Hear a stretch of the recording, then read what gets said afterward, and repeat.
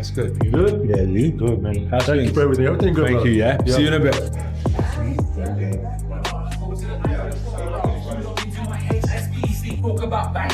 Jake's secret weapon, bro. Jake's secret weapon. How you doing? How you doing? Good to see you. It's good to see you. Very good signing. The best signing, bro.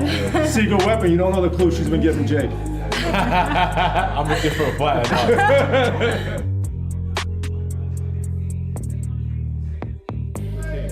Good thing, yeah? Yeah, good to see Do your thing, champ. God bless you in a bit. Thing is, I'm quite rebellious, so I'm gonna do it anyway.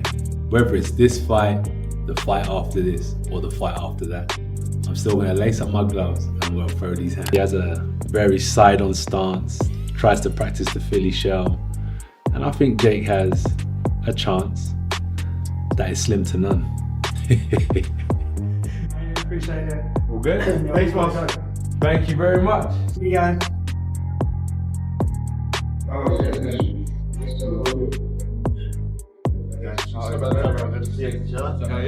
Heavyweight of the world! Yeah, can you get my back? No.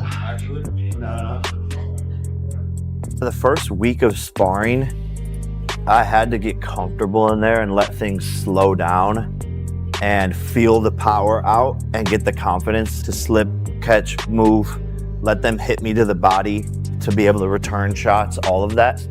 The world is going to change. Do you think you're gonna knock him out? I know it, yeah, it's already written. Where? In the history books, brother.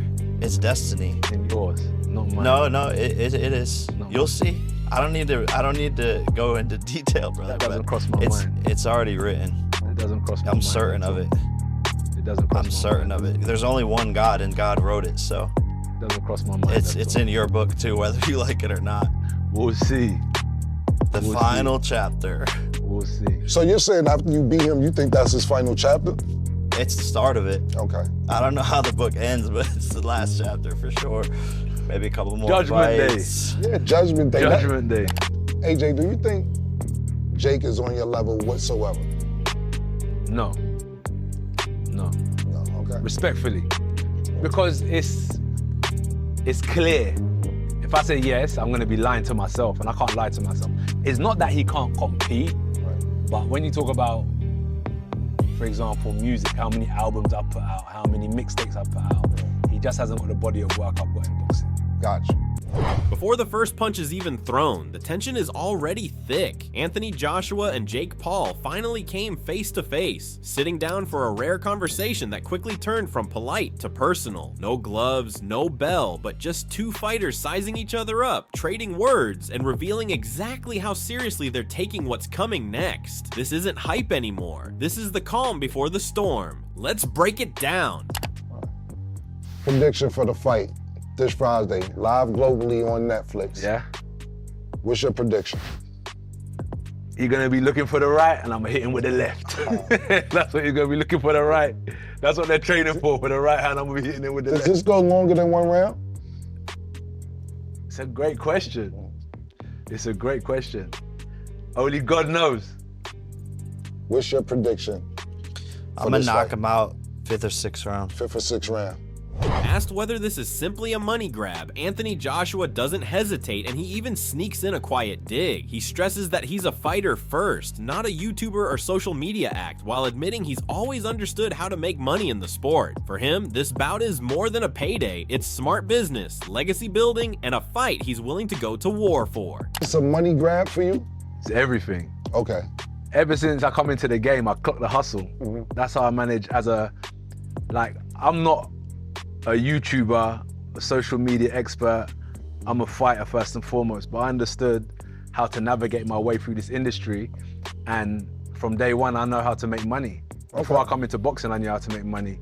So it's always been a money grab, 100%. And I think now, this generation are really showing you have to have your P's and Q's in order, get your money, and also work hard and leave the game with your brains and your money intact. I think that's important. So it's a money grab, it's legacy, it's a fight, it's war, that's what we're going to war for, is to... And Jake Paul reacts strongly to Anthony's YouTuber comment, clearly taking offense. He stresses that he's far more than that label: an entrepreneur, venture capitalist, influencer, boxer, CEO, and founder, among other roles. He sees the attempt to box him in as ignorant and limiting, insisting he doesn't fit into anyone's category. For Jake, being called a YouTuber doesn't reflect his true scope or achievements, and is dismissive of everything he's built. is to get the goods. What do you think about when you hear people say shit like that? They be like, yo, I'm not a YouTuber. No, neither the fuck am I. At the end of the day. But hold on, Jake, real quick. A lot of people try to label you as that. You know what I'm saying? They have low IQ. Like, humans try to put people into boxes, and since I don't fit into any box, they try to keep me in one area or another. I'm all things. I'm an entrepreneur first. I'm a venture capitalist. I'm an influencer. I make Instagram posts. I'm a boxer. I'm a CEO, founder of Most Valuable Promotions. Right. I'm all of these things. I'm a man of Jesus. Like, the list goes on. But they just want to say, oh, YouTuber. Right, because I heard it when you was gonna fight Tank, people in the crowd, like, Tank's like, oh, he's a YouTuber. And I hear other fighters and him just say, I'm not a YouTuber first. I know he was trying to be politically correct, but it took it like a kind of an insult, like, I'm not no YouTuber. And oh no, I don't take it as an insult because asking. YouTubers make more money than boxers. Okay. So the fuck, I don't take it as an insult. I just think people are daft, as the Brits would say. So it is what it is. But like, YouTubers run the world. Look at Speed. Look at Mr. Beast. Right. Ask all these, parents and old people over here who their kids want to meet. It's fucking YouTubers. We are the new modern day A-list celebrities. So. I don't take it as an insult. Jake Paul brushes off the underdog label, fully aware of the pedigree across from him. He leans into being doubted, saying that's where he's always performed best. For him, odds and predictions don't mean much. His focus stays on the work he's put in and the confidence that's carried him this far. Now look, according to FanDuel, you're coming into this fight as the underdog. Yeah, that's to be assumed, right? This is like, an Olympic gold medalist over right here, two-time heavyweight champion of the world. But I've been an underdog my whole life, man. I've had to fight for everything that I've gotten, earned my position all the time, and I've honestly had some of my best performances coming in as an underdog. And I don't really look at the betting lines and all, who's this favorite, who's that, because to me none of that matters. I know what I'm capable of. And on the other hand, Anthony Joshua sees the change as a gift rather than a challenge. Coming in lighter, faster, and stronger has him feeling better than he has in years, and he admits this fight forced him to push beyond his usual routine. Instead of questioning why it didn't happen sooner, he frames it as perfect timing, a challenge that reignited his drive and left him confident and refreshed heading into the fight. Anthony, I'm assuming you never had to make weight. Never had to make weight. Never. So I seen when they said that you came in, you're training hard. I actually seen you said that you're faster, you're stronger, and why didn't you do this way before? Do you feel better coming in at 245 than ever? I do. I feel great. Yeah. I'm blessed. I feel happy that this task was put upon me, because I wouldn't have pushed myself to get to a certain weight. I would have just been doing what I do usually. Right. And I feel really good, so I think it was a blessing in disguise. However, Jake questions the move outright. He argues that dropping weight strips Joshua of his biggest weapon, raw power, and points to past fights where a lighter version lacked the same punch. To Jake, the number on the scale is irrelevant anyway. He insists this fight won't be decided by size, but by skill, boldly claiming that's where he holds the edge. In his view, Joshua's success has leaned on strength more than technique, and he expects this matchup to echo the kind of problems Usyk exposed. Think you lined them up? Think that was very smart of y'all to get him down to 245? Yeah, no, I don't agree with the decision or on his behalf. Like, he's taking away his best thing against me, which is his power. And we've seen him when he's a little bit lighter, and there's just not as much thump on the punches. And I think that's probably the best thing he could have had, is that extra oomph. in those punches, but it's his game plan, whatever he wants. But to me, the weight doesn't matter. The weight's not going to make a difference. It's going to be the skills that win this fight, and I believe my skills are better than his, which is a crazy thing to say, but he's a very basic fighter, and he's gotten to where he's at because of the size and because of the power. So the skills are what's going to win this fight, and you've seen that with Usyk when he fought him, and so I believe it's going to be very similar to that. And now I teamed up with Team Usyk to improve my skills as well, so we got As you should. You definitely strength, needed to change coaches. And we got skills as well. You definitely needed to. Jake doubles down, acknowledging Joshua's resume while still dismissing the threat. He respects the power and experience, admitting one clean shot could end anyone, but he doesn't believe it'll land. In his eyes, Joshua's knockouts have come against slower, stationary opponents, not someone he thinks can move, evade, and disrupt. Jake's confidence is clear. The danger is real, but he trusts his ability to stay out of harm's way. Well, it sounds like he's happy that you're coming in 245. I also was going to bring that up, but we'll talk about it now. That you said you didn't believe he had a bunch of skills and that you would kick his ass, and that this was a fight that you basically wanted.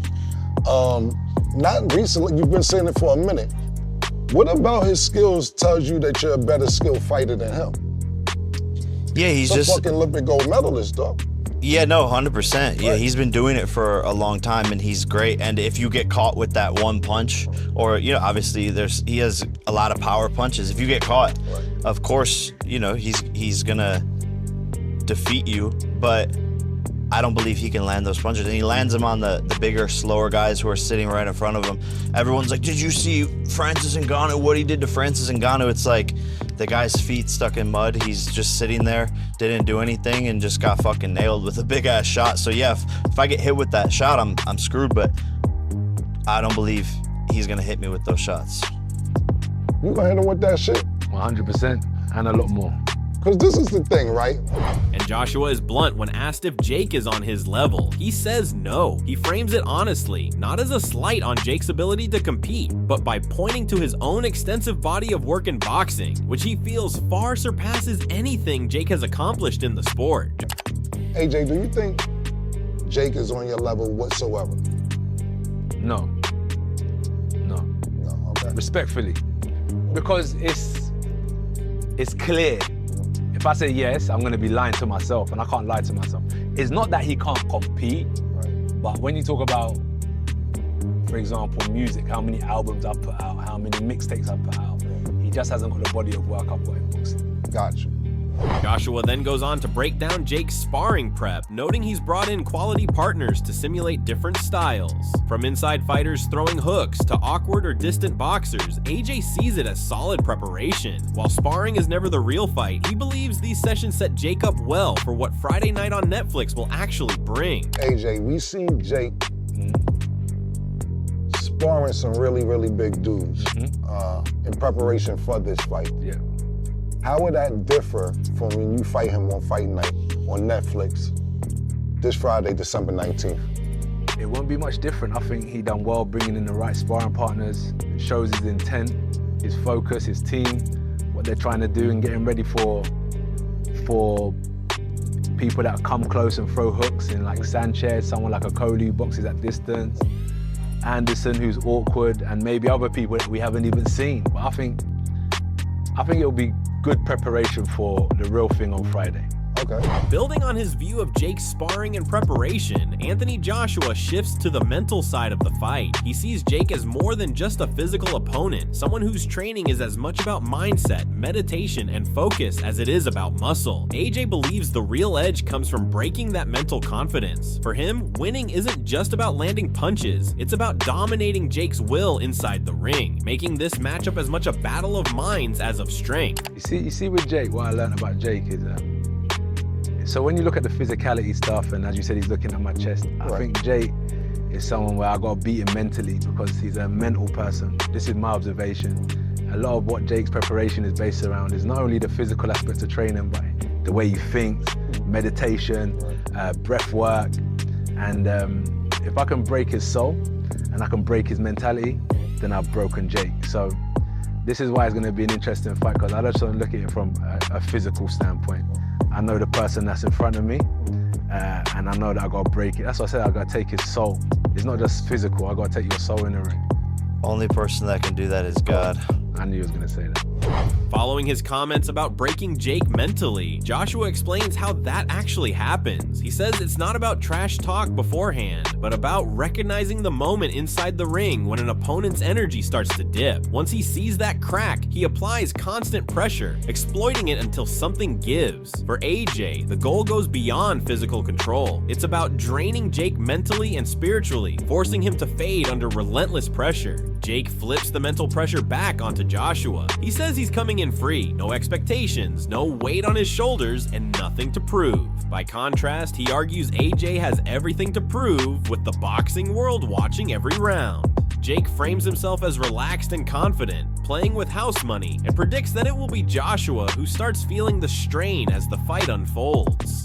Continuing his confidence about the mental battle, Jake leans into how he plans to finish it. He says the knockout moment isn't random, it's a blend of timing, instinct, and careful setup. Once he senses the opening, it's about total commitment, trusting his reads, and pulling the trigger when the moment feels right. Following his focus on the fight itself, Joshua steps back to assess Jake's broader impact. He says the sport hasn't changed. Boxing has always been bigger than any one fighter, but Jake has inspired a new generation. Kids are heading to gyms, grassroots programs are thriving, and women's boxing is gaining more attention. In AJ's view, while Jake hasn't transformed boxing, he's made a meaningful mark on its growth and visibility. When prediction time comes, both men stick to their convictions. Joshua keeps it sharp and tactical, hinting at a surprise finish while admitting the fight's true length is out of his hands. Jake, on the other hand, is far more direct, calling a knockout in the middle rounds and saying he knows exactly what AJ will be looking for before flipping the script. Different tones, same certainty, and one final promise: someone's getting caught when it matters most. On the topic of predictions and the buzz around the fight, Joe Budden steps back to assess the matchup itself. He praises both fighters for their ability to sell the fight and their likable personalities. Joshua appeals with his size and experience, while Jake represents a new, almost bewildering phenomenon in boxing. Budden likens it to the hype that surrounded Mike Tyson. Regardless of controversy, the spectacle and draw are undeniable. In his view, Jake is the face of this new wave of exhibition-style boxing, and some are still figuring out how to process it.